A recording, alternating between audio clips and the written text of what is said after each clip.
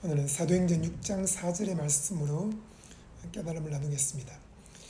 사도들이 말했습니다. 우리는 오로지 기도하는 일과 말씀 사역에 힘쓰리라. 여러분, 무엇을 가장 중대하게 생각하고 거기에 시간과 비용을 드립니까? 사람들이 처음에는 성령님의 임재하심과 기름 부으심을 갈망합니다. 그것을 간절히 구하고 찾고 두드리고 그 길과 성령님이 임재하시고 기름 부으심으로 사람들을 만지고 또 수많은 사람들이 성령과 물로 세례를 받고 병고침 받고 방언을 말하고 회개하고 귀신 쫓겨나고 하는 그런 기적을 체험합니다. 그러다가 하나님께서 재정적인 복을 주시면 그것을 가지고 이제 다른 일을 하기 시작하는데 초대교회 사도들은 과부를 구제하는 일에 빠져들었습니다. 그러자 거기에 큰 혼란이 왔고 과부들이 원망하기 시작했습니다. 왜 우리는 빠뜨리느냐 하면서 서로 투덜거리고 힘들어했습니다. 그때서야 이 사도들이 우리가 정말 하나님이 원하시는 일을 제쳐놓고 구제하는 일에 빠졌구나, 사람들을 접대하는 일에 빠졌구나 하고 깨달음을 얻고 그들은 돌이키기 시작했습니다. 그리고 말하기를 우리가 기도하는 일과 말씀 사역에 힘쓰겠다, 오로지 이 일에 전념하겠다 라고 말하면서 그들은 7 집사를 세워 접대하는 일을 그들에게 맡겼습니다. 7 집사는 믿음과 성령이 충만한 사람이었고 착한 사람이었는데 그들이 이제 과부를 돌보는 일을 맡아 하게 되었습니다. 예루살렘 교회의 재정을 관리하고 또 과부들을 돌보고 여러 가지 업무들을 담당하게 됐는데 그 7 집사들에게 성령이 임한 목적은 과부를 접대하는 일이 아니라 복음을 전파하는 것이었습니다. 오직 성령이 너에게 임하시면 네가 권능을 받고 예루살렘과 온 유대와 사마리아와 땅끝까지 이르러 내 증인이 되리라 했는데 이 7 집사는 이제 복음을 전파하는 일이 아니라 접대하는 일을 또 맡아 하게 된 것입니다. 하지만 성령이 충만한 그들은 그 일에 안주하지 않았고 일어나 말씀을 전파하고 안수하며 병든 자를 치유하기 시작했습니다. 스데반은 말씀을 전파함으로 돌에 맞아 순교했고 빌립 집사도 사마리아 성에 가서 복음을 전파하며 수많은 사람들의 병을 고쳤고 귀신을 쫓아냈습니다. 사도들은 성령이 임한 목적으로 돌아간 것입니다. 그들은 오로지 기도하는 일에 힘썼고 또 말씀 전파 곧 복음 전파하는 일에 힘썼던 것입니다. 우리는 성령이 임한 목적에서 벗어나지 않도록 늘 깨어 있어야 됩니다. 성령님이 온 세상에서 가장 귀한 분인데 그 성령님이 늘 함께 계시고 그분과 함께 숨쉬고 말하고 듣고 행동하고 걷고 뛰고 말씀을 전하고 안수해서 병을 고치고 귀신을 내쫓고 그런 일을 늘 하다 보면 이것은 별로 중요하지 않아 우리가 뭔가 다른 일을 해야 하지 않겠어? 우리가 하지 못한 것들, 저 세상 사람들이 하고 있는 일을 우리가 해야지 그것이 더 가치 있을 거야 라고 생각하는 것입니다. 그래서 많은 재정과 함께 접대하는 일, 곧 구제하는 일에 빠져들기 시작합니다. 이 초대교회 사도들은 성령의 임재하심과 기름 부으심을 통해 복음을 전파하는 것보다 접대하는 일을 더 큰 가치로 여기며 거기에 빠져들었던 것입니다. 교회가 성령이 임한 목적을 상실한 것입니다. 여러분, 무엇을 가장 크게 여깁니까? 성령님의 임재하심과 기름 부으심입니까? 아니면 눈에 보이는 어떤 분주한 일입니까? 우리는 늘 깨어 있어야 됩니다. 성령님의 임재하심과 기름 부으심, 그것과 바꿀 수 있는 것은 이 세상에 그 무엇도 없습니다. 가장 귀한 것은 성령님의 임재하심입니다. 그런데 성령님의 임재하심보다 사람들의 존재를 더 크게 여기고 성령님의 기름 부으심보다 사람들의 재능을 더 크게 여기는 것은 큰 죄를 짓는 것입니다. 우리는 눈 뜨면서 잠잘 때까지 성령님의 임재하심을 가장 크게 얘기합니다.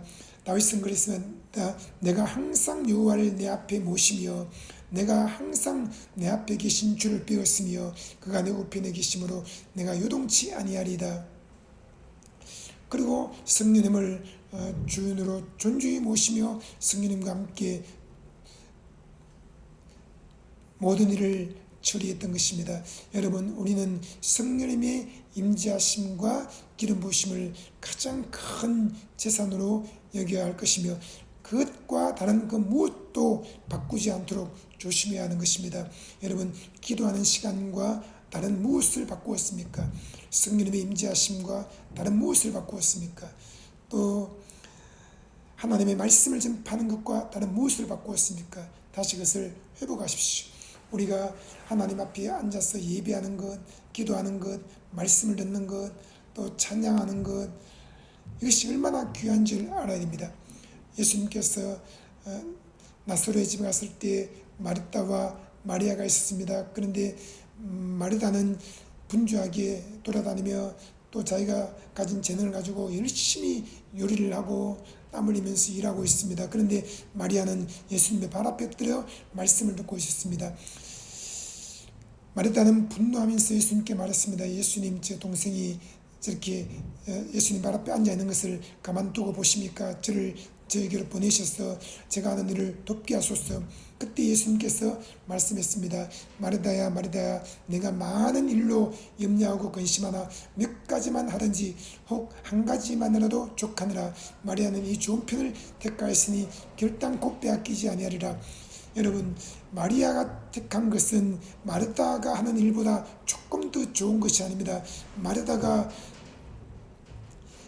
100을 하고 있는데 마리아가 101을 한 그런 정도의 크기가 아니라는 것입니다. 마르다가 100이라면 이 마리아는 억만 전보다 큰 일을 했다는 것입니다.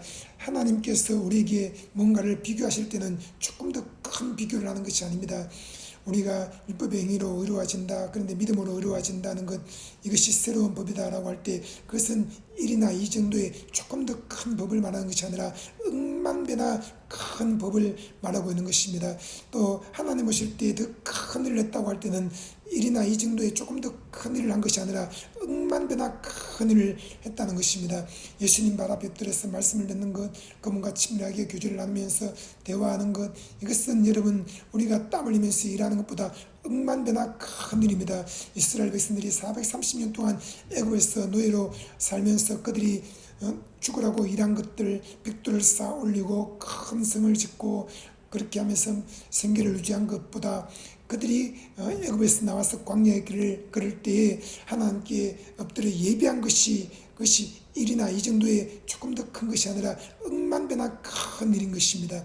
여러분, 그 예배하는 것보다 더 큰 일을 하나님께 생각하셨으니 그것이 곧 예수 그리스도를 이 땅에 보내어 우리 대신 십자가에 매달아 피와 땀과 눈물을 흘리며 값을 다 지불하고 대가를 치른 후에 우리를 구원의 길로 인도하신 것입니다. 여러분, 이것은 조금 더 큰 것이 아닙니다. 온 인류가 다 행한 일을 합친 것보다도 억만배나 더 큰 일입니다.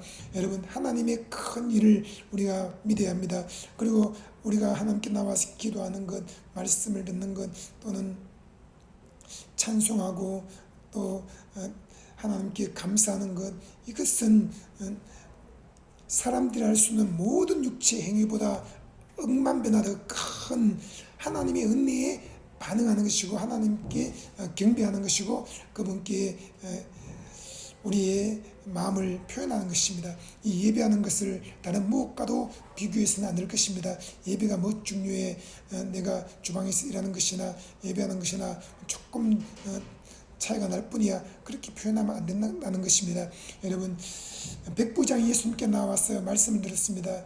그는 예수님께 말하기를 주여 내 하인이 병들어 죽게 되었는데 고쳐주소서. 그랬을 때 예수님께서 내가 가서 고쳐주겠다.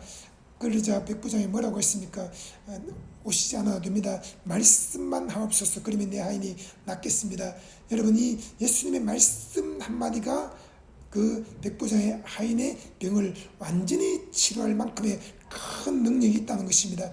이것은 율법적인 가르침 또는 수많은 세상 철학을 가르치는 것, 또 세상 공부를 가르치는 것, 그런 과는 완전히 다른 것입니다. 교회 가서 하나님 말씀 듣는 것이 뭐 그렇게 중요한가. 그 시간에 TV를 보고 또 유튜브를 보고 또 다른 수많은 책들을 읽고 공부하고 여기저기 세상 강의를 듣고 그런 것 뭐 별 차이가 나지 않아. 그렇지 않습니다. 하나님의 말씀 한마디는 천지를 창조할 정도로 큰 능력이 있고, 죽은 자를 살리며 없는 것을 있는 것처럼 불러내며 안 되는 것을 되게 하고 바랄 수 없는 중에 바라게 하고, 말씀 한마디를 통해서 5천명이나 되는 사람들을 배불리 모이고도 남길 정도의 풍성한 공급을 하시고, 말씀 한마디를 통해서 태양이 멈추고, 말씀 한마디를 통해서 홍해가 갈라지고, 말씀 한마디를 통해서 죽은 자가 살아나고, 그런 엄청난 기적들이 일어나는 것입니다. 우리는 하나님의 말씀 한마디가 수천억, 수조원보다 더 가치 있다는 것을 알아야 합니다. 우리가 1시간 기도하는 것, 2시간, 3시간, 4시간 기도하는 것은 내가 공사장에 가서 땀 흘리면서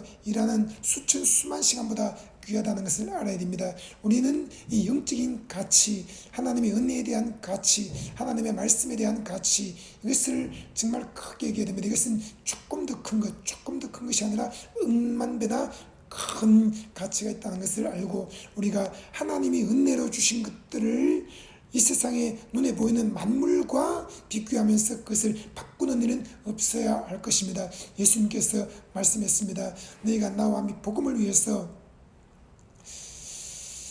집과 전토와 또 처와 자녀와 부모와 형제를 버리고 따라오면 내가 이 땅에서 100배를 주고 또 내세에 영생을 얻지 못할 자가 없다고 했으며, 그리고 나와 나를 따르기 위해서 너희가 모든 것을 버리고 오라고 말씀하신 것입니다. 이것은 무엇을 말합니까? 예수님을 따르기 위해서는 그 무엇과도 비교할 수 없는 절대 가치를 두고 예수님을 따라야 한다는 말입니다. 예수님을 따르는 것은 집과 땅, 부모와 형제, 처와 자식, 그것과는 비교해서는 안 되는 것입니다. 이런 수많은 문제들을 두고 예수님을 따라야 되나 말아야 되나 그것을 고민하고 갈등하고, 그런 것은 여러분 우리가 생각을 잘못하고 있는 것입니다. 예수님을 따르는 데 있어서는 그런 과는 도저히 비교할 수 없는 가장 큰 가치, 곧 집과 땅, 부모와 형제, 처와 자식과는 비교할 수 없는 억만 배나 큰 가치를 예수님께 두고 예수님을 따라야 하는 것입니다. 저는 예수님 다음으로 제 아내를 사랑합니다. 예수님 다음으로 제 부모를 공경합니다. 예수님 다음으로 제 자녀를 소중히 여깁니다. 그러나 그 예수님 다음이라고 할 때는 예수님이 101이고 내 아내나 부모 형제 자녀가 100이고 그런 일 정도의 차이를 말하는 것이 아닙니다. 예수님은 억만 배나 크신 분이고 존귀한 분이고 가치 있는 분이고, 그리고 그 아래에 내 가족과 형제의 친척들이 있다는 것입니다. 여러분, 예수님을 따르는 데 있어서는 그 무엇도 고민하거나 갈등하거나 그럴 필요가 없는 것입니다. 우리는 마음을 다하고 목숨을 다하고 힘을 다하고 뜻을 다해서 예수님을 따르고 예수님의 말씀을 믿고 예수님 앞에 엎드려 기도하고 예배하고 또 그 말씀을 따라 살아가야 하는 것입니다. 예수님의 존재와 예수님의 그 말씀, 예수님의 그 은혜의 복음과 다른 그 무엇도 바꾸지 않도록 늘 깨어 있기를 바랍니다. 예수님은 최고의 가치 있는 분이십니다.